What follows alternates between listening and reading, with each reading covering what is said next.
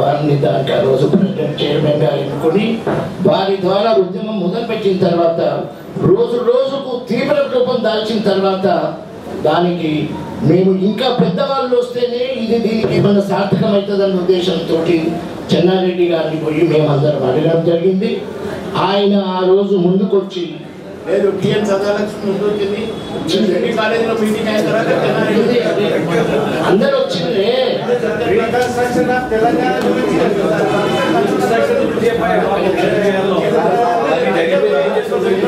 వాళ్ళందరూ అది కాదు ఇవాళ తెలంగాణ రావడానికి వాళ్ళందరూ సాక్రిఫైస్ చేసిన తర్వాత ఏం జరిగింది అనేది మీకు తెలుసు, మాకు తెలుసు, అందరికీ తెలుసు. కానీ బిగినింగ్ లో మాత్రం వీళ్ళందరూ దాని కొరకు సాక్రిఫైస్ చేసిండ్రు. తర్వాత మనము ఇవాళ చంద్రశేఖరరావు గారు 2001-2లో వారు ఏదైతే ఉద్యమం చేసిండ్రో మొదలుపెట్టిండ్రో మేము దానికంటే మొదలు వేరే ఉద్యమాలలో కూడా పాల్గొన్నాము. నేను కూడా జలదృశ్యం నుంచి చంద్రశేఖరరావు గారు ఇవ్వడున్నా టిఆర్ఎస్ ఫస్ట్ పొలిటికల్ పార్టీగా విలువరించినప్పుడు నేను కూడా one of the secretary for the TRS. దానికి వారు వారి అభిప్రాయం ప్రకారం ఇది మనము ఉద్యమం కంటే ఎక్కువ రాజకీయ దృక్పథంతో తెలంగాణను సాధించాలి. ఒకవేళ మనము ఉద్యమంలో మనం కనుక డైరెక్ట్ కనుక గవర్నమెంట్తో మనం పోరాడితే మన పిల్లలకు ఫైరింగుల్లో లాఠీ చార్జుల్లో వాళ్ళ ప్రాణాలు పోతాయి. మనము ఒక్కరి ప్రాణం కూడా బలిదానం చేయడానికి సిద్ధంగా లేమన్న ఉద్దేశంతో వాళ్ళు రాజకీయ పార్టీని స్థాపించి రాజకీయ దృక్పథంతో పొలిటికల్ పార్టీతో తెలంగాణ అచీవ్ చేయాలనే కోరికతోటి ఆ పార్టీని పొలిటికల్ పార్టీని ఎస్టాబ్లిష్ చేసి ఇవాళ ఏది ఏమైనా సరే దాంట్లో మన విద్యార్థులే అనుకోండి, ఓయూఎస్ విద్యార్థులు మరియు మిగతా మన ప్రజలనే అనుకోండి చాలామంది బలైనారు, వాళ్ళు సూసైడ్ చేసుకున్నారు. వాళ్ళందరికీ మేము మా ఆత్మసాక్షిగా మనమందరం ఇవాళ తెలంగాణలో రాబోయే తెలంగాణలో జీవించే ప్రతి ఒక్కరు వారికి రుణపడి ఉండాల్సిన సమయం ఇది. వాళ్ళు చేసిన దానికి ఇవాళ మన యొక్క పెద్దల సెంట్రల్ గవర్నమెంట్లో సోనియా గాంధీ ఆ నిర్ణయం తీసుకొని ఇవాళ మనకి ఏదైతే తెలంగాణ ప్రాప్తించడానికి పెద్ద సాహసం చేసి వాళ్ళు మనకు సాధించినందుకు ఇప్పటికి కూడా ఆంధ్ర పాలకుడు మనకు పార్లమెంట్లో తెలంగాణ రాకుండా ఏం చేశారనేది మనకంతా ప్రత్యక్షంగా మనం చూసినాం. ఇవాళ లైవ్ చూసినాం, అది చూసినాం. అయితే మొట్టమొదటిగా మనకు థ్రెట్ ఎక్కడ వస్తుందని అంటే గోదావరిలో మన ఖమ్మం మెట్టి యొక్క నది మండలాల్ని వాళ్ళు ఆంధ్ర ఏరియాలో వాళ్ళు కలపాలని పెద్ద యొక్క కుట్ర జరుగుతుంది. దానికి వెంకయ్య నాయుడు గారు కానీ పెద్దలు అందరూ కూడా ఆంధ్ర పాలకులు అందరూ కూడా వాళ్ళు చేస్తుండ్రు. అసలు మెయిన్ నేను ఒక ఈనాడులో ఒక ఆర్టికల్ చూశాను. నేను మన పవర్ ప్రాజెక్ట్స్ మ్యాక్సిమం ఖమ్మం ముంపుడు గ్రామాలలో మనకు అక్కడి నుంచి పవర్ జనరేట్ అయ్యే పవర్ మనకు వస్తుందని చెప్పి వాళ్ళు విశ్లేషకులు దాని గురించి చెప్పిండ్రు.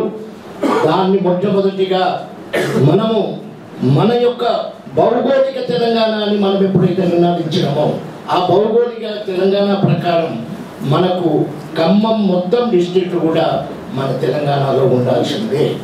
దానికి ప్రతి ఒక్కరు కూడా ఈ ఉద్యమం భౌగోళిక తెలంగాణ ఉద్యమంతో పాటు మనకు రాబోయే రోజుల్లో మన యొక్క తెలంగాణ మన యొక్క ఇప్పుడు 10 డిస్ట్రిక్ట్లు అప్పుడు 9 డిస్ట్రిక్ట్స్లో ఉన్న భూమి ఏదైతుందో అదంతా తెలంగాణకు చెందాల్సిందే. మనకేదైతే నీరు ఇవాళ కృష్ణా నుంచి కానీ గోదావరి నుంచి కానీ వేరే ప్రాంతాలకు ఏదైతే మళ్లించడం జరిగిందో ఈ ఆంధ్ర పాలకులంతా ఇవాళ నాగార్జున సాగర్ కానీ శ్రీశైలం కానీ అక్కడి నీళ్ళన్నీ వాళ్ళ యొక్క డ్యాములు వాళ్ళ ప్లేసుల్లో భూములన్నీ మనలో నీళ్ళన్నీ అక్కడ పోతున్నాయి. ముఖ్యంగా మన తెలంగాణ రేపు రాబోయే రోజుల్లో మనం డెవలప్ కావాలంటే నీటి మీద పెద్ద ఉద్యమం మనకు తప్పదు. ఇది మనమందరం కూడా దీంట్లో నీళ్ళ గురించి మనం అన్ని విధాలు మనం ప్రయత్నం చేయాలి. మళ్ళీ ఇంకొకటి ఏంటంటే ఇక్కడ పెద్ద ప్రమాదం ఏముందంటే మొన్న జరిగిన పార్లమెంట్లో వాళ్ళు ఆంధ్ర పాలకులందరూ కూడా స్పెషల్ ప్యాకేజ్ ఫర్ ఆంధ్ర అని చెప్పినారు. ఆంధ్రాలో ఇవాళ ప్రతి డిస్ట్రిక్ట్ మన హైదరాబాద్కు ఈక్వల్గా క్యాపిటల్ కింద తయారైంది. గుంటూరు, విజయవాడ, వైజాగ్ ఇటువంటి తిరుపతి మన దగ్గర వాళ్ళతో సమానంగా ఒక్క డిస్ట్రిక్ట్ కూడా లేదు ఎక్సెప్ట్ హైదరాబాద్. హైదరాబాద్ కూడా ఇది ఐటీ తోటి ఇది డెవలప్ అయింది. దానికి వాళ్ళ హైదరాబాద్ను బేస్ చేసుకొని స్పెషల్ ప్యాకేజ్ కింద 10 సంవత్సరాలు వాళ్ళ మన హైదరాబాద్ను కొల్లగొట్టే ఉద్దేశంతో వాళ్ళు స్పెషల్ ప్యాకేజ్ తీసుకొని ఇవాళ మన దగ్గర ఉన్న ఇండస్ట్రీస్ అన్నింటికి వాళ్ళు అక్కడ ట్యాక్స్ ఎగ్జెంప్షన్ ఇవన్నీ ఇచ్చి వాళ్ళు ఆంధ్ర డెవలప్ చేసుకొని రేపు రాబోయే తెలంగాణకు ఇది పెద్ద నష్టం చేయాలన్న ఒక భావనతోటి వాళ్ళు దానికి స్పెషల్ ప్యాకేజెస్ అన్నీ వాళ్ళు ఇష్టం వచ్చినట్టు గవర్నమెంట్ కూడా వాళ్ళకు తనకి ఏదైతే వాళ్ళ ప్రామిసెస్ చేసిందో వాటిని కూడా మనం ఎదిరించి మన తెలంగాణకు కూడా మనకు స్పెషల్ ప్యాకేజ్ కావాలి. ఒక్క హైదరాబాదే కాదు తెలంగాణకు ఇంకా 9 డిస్ట్రిక్ట్లు ఉన్నాయి. అవి ఏమాత్రం డెవలప్ అయినాయి కావు. మనకి ఇంకా అడవులు భూములు సాగు భూములు ఇంకా లేవు మనకు. వాటిని అన్నింటినీ డెవలప్ చేసుకొని మనకు కూడా ప్యాకేజ్ సాధించే దిశలో మనం ఇంకా మళ్ళీ ఉద్యమించే రోజులు రాబోతున్నాయని చెప్పి నేను సభాముఖంగా మనం చేసుకుంటాను. నాకు ముఖ్యంగా ఏంటంటే ఈ తెలంగాణ ప్రజలు ఎవ్వరు చెప్పినా అందరినీ నమ్మే నేచర్ మనదంతా.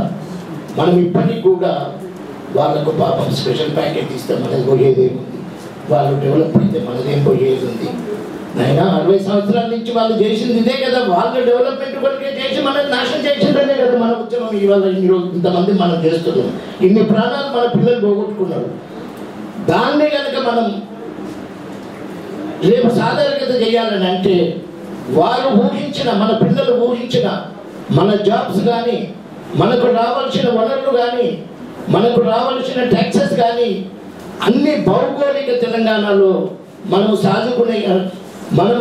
దాన్ని సాధించుకునే ఒక ఉద్దేశంతో మనము వీళ్ళందరికీ తలపకుండా రేపు రాబోయే మన గవర్నమెంట్ మన తెలంగాణ గవర్నమెంట్ ఎవరన్నా అధికారంలోకి రాని వాళ్ళందరినీ అప్రమత్తంగా ఉంచే బాధ్యత మన మీద ఉంటుంది. వాళ్ళ పవర్ కూడా కాదు, వాళ్ళని అప్రమత్తంగా ఉంచి మనము వాళ్ళ ద్వారా రేపు రాబోయే రోజుల్లో మనం కూడా ఉద్యమ స్ఫూర్తితో ఇదే ఉద్యమ స్ఫూర్తితోటి మన తెలంగాణ యొక్క భాగము మనమే తీర్చిదిద్దుకోవాలని నేను సభ్యులు సవినయంగా మనం చేసుకుంటూ